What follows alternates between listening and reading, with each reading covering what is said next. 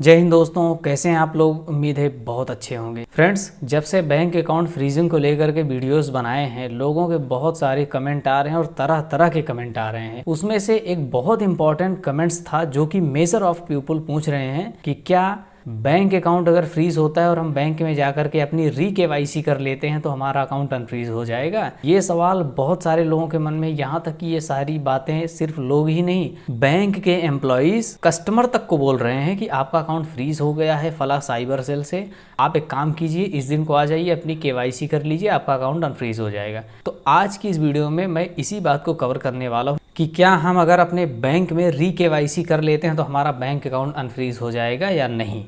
तो इसका बिल्कुल कंप्लीट और प्रैक्टिकल आप लोगों को आंसर देने वाला हूं। वीडियो के लास्ट तक बने रहिएगा और कहीं पर भी शॉर्टकट करने या वीडियो को स्किप करने की गलती मत कीजिएगा, नहीं तो आप लोगों तक मिसलीडिंग यानी गलत इन्फॉर्मेशन भी पहुंच सकती है। नमस्कार दोस्तों, मेरा नाम है सूरज पांडे। अगर आप मेरे चैनल पर पहली बार आए हैं तो प्लीज़ चैनल को सब्सक्राइब कीजिएगा, क्योंकि इस चैनल पर ऑर्गेनिक और 100% जेन्युइन प्रैक्टिकल वीडियो ही अपलोड किए जाते हैं ताकि आप लोगों की हेल्प हो सके। यहाँ पर कोई भी ऐसा वीडियो नहीं आता जो कि आपके काम का ना हो। तो अगर हम लोग आपके लिए इतनी मेहनत कर रहे हैं तो आपसे भी कुछ उम्मीद रखते हैं कि आप हमें सपोर्ट करेंगे, इसलिए हमारे चैनल को सब्सक्राइब कीजिए। तो चलिए टॉपिक पे वापस आते हैं। फ्रेंड्स, ऐसे ही एक यूज़र ने कमेंट किया था। उनका कहना था कि उनका bank account Telangana cyber cell से फ्रीज हो गया है और बैंक ऑफ बड़ौदा का उनका अकाउंट है।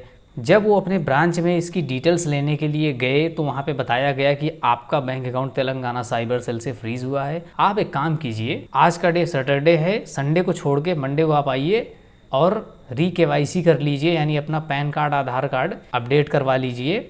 इसके बाद आपका अकाउंट अनफ्रीज हो जाएगा। तो उन्होंने इसी बात को लेकर के कमेंट्स किया कि क्या ऐसा हो सकता है। तो मैं आपको बता दूं, बैंक में री-केवाईसी का बैंक अकाउंट के अनफ्रीज होने से कोई लेना देना नहीं है। यानी आप एक बार नहीं 10 बार भी अपने बैंक में जाकर के री-केवाईसी कर लेंगे तब भी आपका अकाउंट अनफ्रीज नहीं होगा। भले ही आपको आपके बैंक के एम्प्लॉयज़ ने बोला होगा, लेकिन मैं आपको बता दूं उसने आपको गलत इन्फॉर्मेशन दी है, बल्कि इसके पीछे एक साजिश भी हो सकती है और री-केवाईसी करने के बाद आप प्रॉब्लम में भी पड़ सकते हैं। होता क्या है, आजकल जैसा कि बहुत सारे लोग शहर में रहते हैं या फिर रेंट के मकान में रहते हैं, वो उनका टेम्परेरी एड्रेस होता है और वहीं पर वो अपना बैंक अकाउंट ओपन करवा लेते हैं। लेकिन क्योंकि वो उनका टेम्परेरी एड्रेस होता है, तो ऐसे केसेस में जब कभी कहीं से साइबर सेल या किसी अदर एजेंसी के थ्रू आपके अकाउंट को फ्रीज किया जाता है तो साइबर सेल ही ये रिकमेंड करते हैं कि आप इसी यूज़र को री-केवाईसी करवाइए ताकि इसका करंट लोकेशन, एड्रेस वगैरह हमें पता चल सके।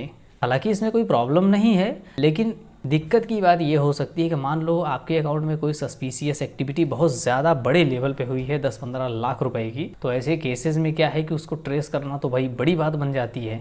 तो ऐसे में अगर आप अपनी केवाईसी करवा लेते हैं तो इसका मतलब आपने प्रेजेंट टाइम में आप जहाँ पे अवेलेबल हैं उस जगह का डिटेल्स और सारी करंट लोकेशन वगैरह सब आप उनको दे देते हैं। और ये भी पता चल जाता है कि प्रेजेंट टाइम उस अकाउंट का होल्डर कौन है।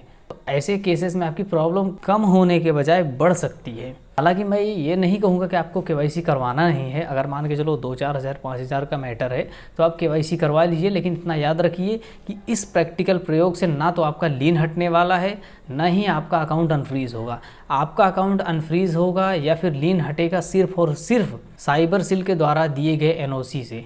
यानी जब तक no objection certificate cyber cell आपके बैंक को नहीं भेजेगा तब तक आपका अकाउंट किसी भी केस में अनफ्रीज नहीं हो सकता है। हाँ, अगर आप चाहें तो इसके लिए आप कोर्ट में केस कर सकते हैं। अगर कोर्ट ऑर्डर कर देता है कि इनके अकाउंट को टेम्परेरी रिलीज़ कर दिया जाए और जो पर्टिकुलर अमाउंट है वो होल्ड कर, तब भी आपका अकाउंट अनफ्रीज हो सकता है। लेकिन बैंक के पास केवाईसी करके या नया फॉर्म भर के किसी भी टाइप की कोई अथॉरिटी नहीं है।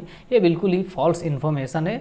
ऐसे लिए आप अपने बैंक में अगर आपको कोई ऐसी इन्फॉर्मेशन देता है तो जाके उसको फटकार लगाइए और ये वीडियो उसको दिखाइए कि भाई क्या पढ़ करके तू बैंक में नौकरी कर रहा है। तो गाइस, आई होप कि आपको सही जवाब मिल गया होगा। अगर आपको लोगों को सही और प्रैक्टिकल आंसर मिला हो तो प्लीज़ हमारे चैनल को सब्सक्राइब करके फॉलो ज़रूर कीजिएगा। ये वीडियो आपको कैसा लगा ये भी इसके बारे में बताइएगा।